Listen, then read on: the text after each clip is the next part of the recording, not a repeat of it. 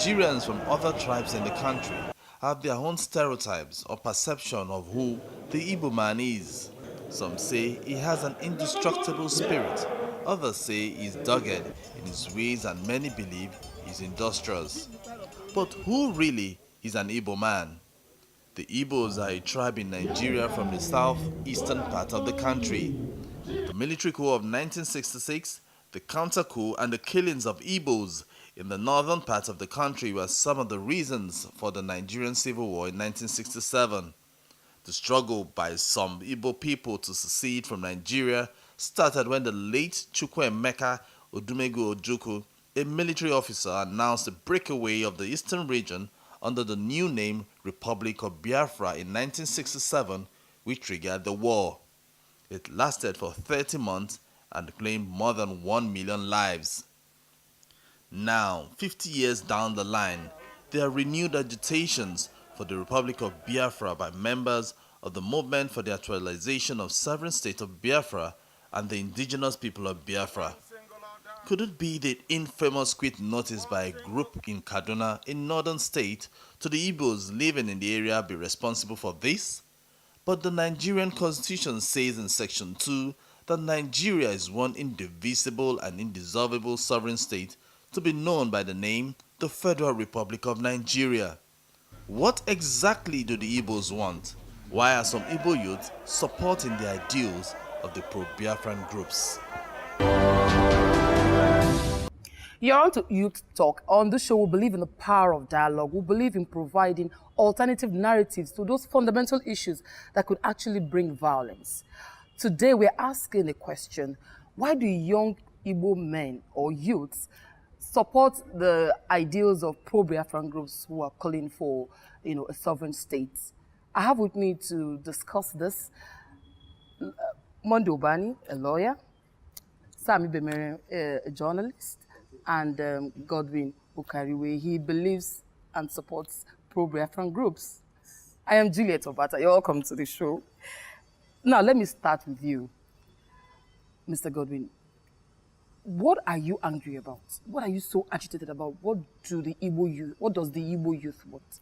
Well, the Igbo youths, as you know, are peaceful people. They are people that believes in this nation more than any other group or tribe. And what has happened could be traced to 1966, when we had the first coup d'etat, and every other thing that happened that metamorphosed into civil war. And that could just be the brief history without going into details. But you realize that thereafter the civil war, the Igbo as an entity, the natives of the Igbo land have been treated as victims of war in every fair and facet of life. So in view of this, they have decided to go their separate way in order to see if they can succeed on their own. And this means that they desire to have liberty, they desire to have peace, they desire justice, they desire equity, and they desire prosperity for all. And this is not readily available in this nation, Nigeria. So the youth are saying it's better we go our separate way. Monty Obane, do you think the youths understand what you're asking for, the Igbo youths? Well, I want to start from from what he said about the issue of the youth agitating to go their separate way, in the light of the fact that when people become very frustrated, when people do not see opportunity, especially in a state they have that is called their own, they have no other alternative. And what they're looking for is now for a separate state because they feel that they can get what they desire, especially the issue of opportunities within their own state. But the point is that it is a constitutional issue. It's a legal issue. The primary and the basic thing we should ask them to demand first and foremost is the amendment of the Constitution that will allow any ethnic group or any group whatsoever within the polity, within the Nigerian polity, to demand for a referendum, to break away from the Nigerian Federation. And in the absence of that, the only other way to go out of the entire system is by war. And of course, we all know the consequences of war. And so the best thing to do is to ask for an amendment of the Constitution so let them understand it very well. And that's why we're here in a program like this. That look, if you must go your separate way, then we need to look at the Constitution and look at the amendment we need to actually seek for. It's only when we have gotten that amended that we can now ask for a referendum, and that referendum will actually decide whether we will succeed in creating a different state out of Nigerian politics. Some 50 years down the line, the Igbos are still asking for the same thing. Do you think the government is listening to the people? Well, I think that a starting point would be to put this entire thing in perspective. We can go back down memory lane, but the question is, what purpose will it serve? I think we should be looking at the present. Did the administration led by President Muhammadu Buhari and the ruling party, the All Progressive Congress, make any promises about the Nigerian project? I would say yes. And my yes is informed by the fact that the manifesto of the All Progressive Congress did talk about taking another look at the relationship between the different federating units. Some have termed it restructuring, and some have called it, some other names. But what is dominating discourse at the moment is the issue of destructuring. But I would like to ask, restructuring presupposes that you have a structure. And if we are to address that, we'll have to go back not just 50 or the 50s, but back to 1914, when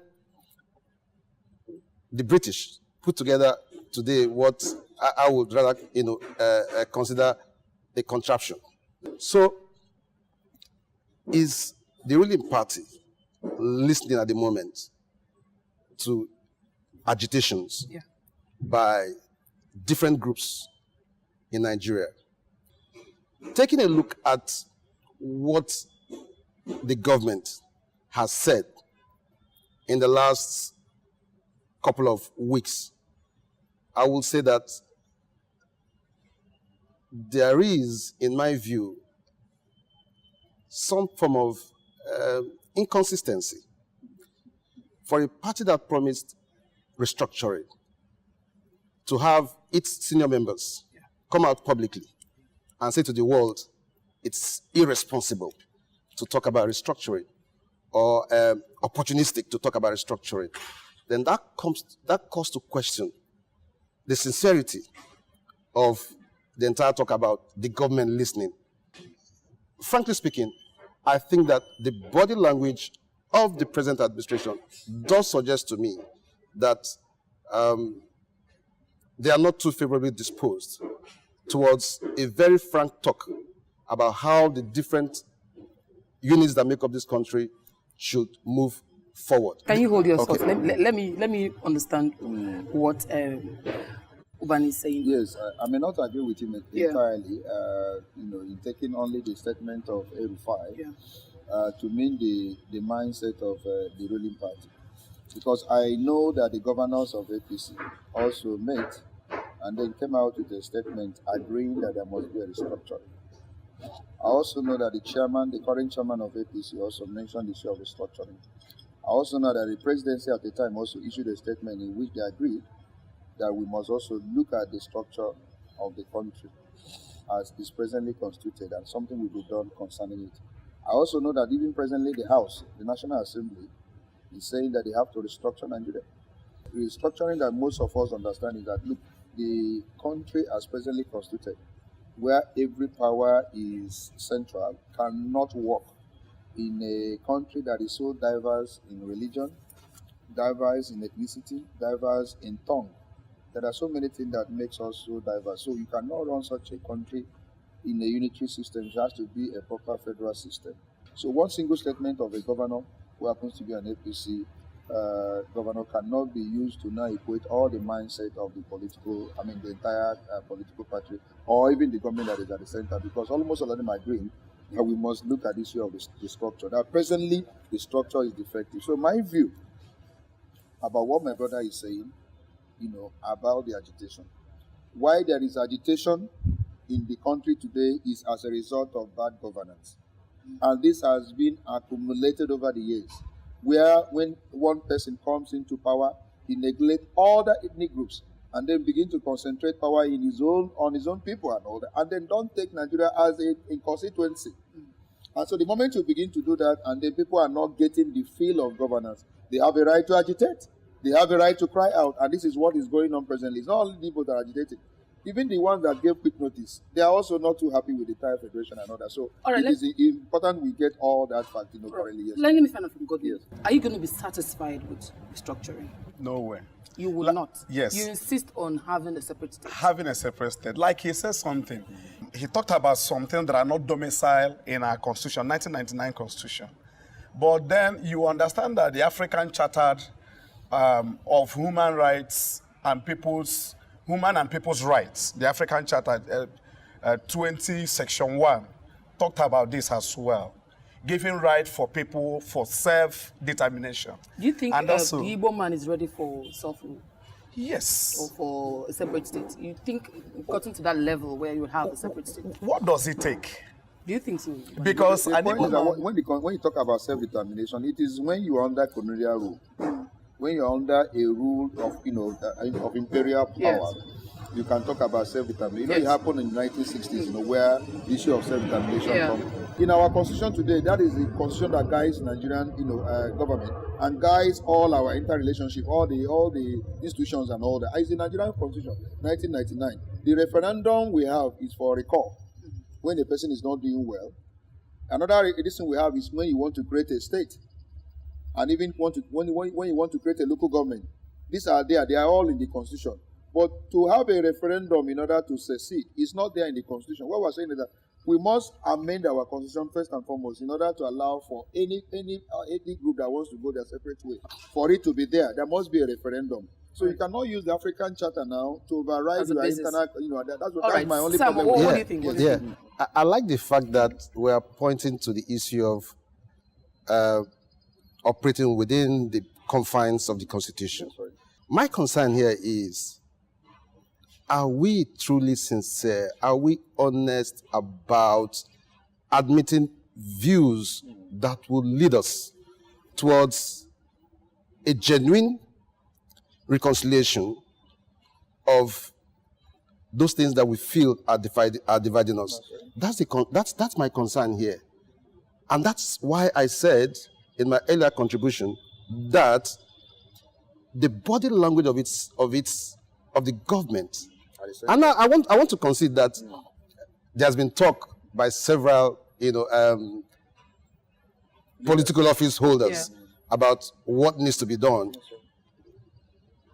It would be, to me, difficult to dismiss the likes of El-Rufai, who had spoken. We all know how strategic an El-Rufai is, not just to the party, but also to the present administration. But that's just by the side. Yes, nothing should be done illegally. Okay. And for us to operate, I believe that we should operate within the confines of rules and regulations. We should operate within the confines of the Constitution. Sam, let me understand. But excuse me, let me understand okay. you. Are you for or against the sovereign states? Where do you stand on this? I'll put it this way. Okay. Every citizen has a right to raise its voice against what he or she considers an anomaly in an environment he or she lives. So people have a right to agitate. People have a right to ask questions.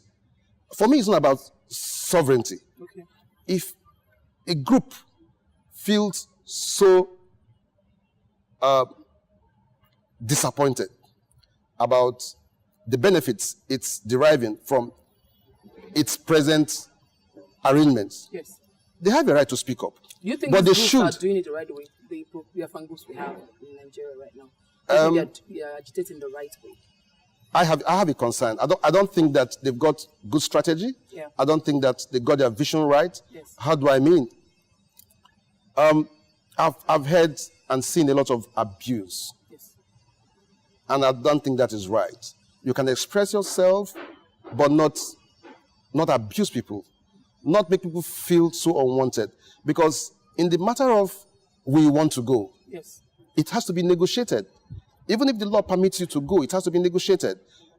I don't see a clear definition of what the strategy is. Right. I've often asked myself, I've often asked myself, the territory Biafra, what are going to be what are the boundaries? Who would your neighbors be? I want to find out from Obadi. Okay. These hate speeches that are coming up out now, do you think that they're strong enough to, heat up the polity? After the election of 2015, there was so much hate speeches, there was so much abuse, and so much irreconcilable differences. In fact, that we cannot continue this way.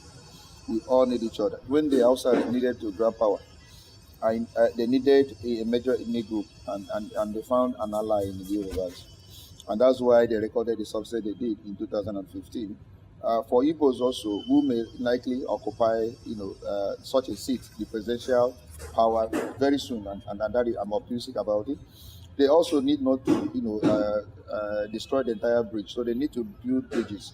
And so when you use such hate language, when you use such abuse, and eventually want to use one of the ethnic groups in order to actualize your ambition, you find out that the friendship will not be there. So we came into the entire scene and said, no, we cannot continue this way.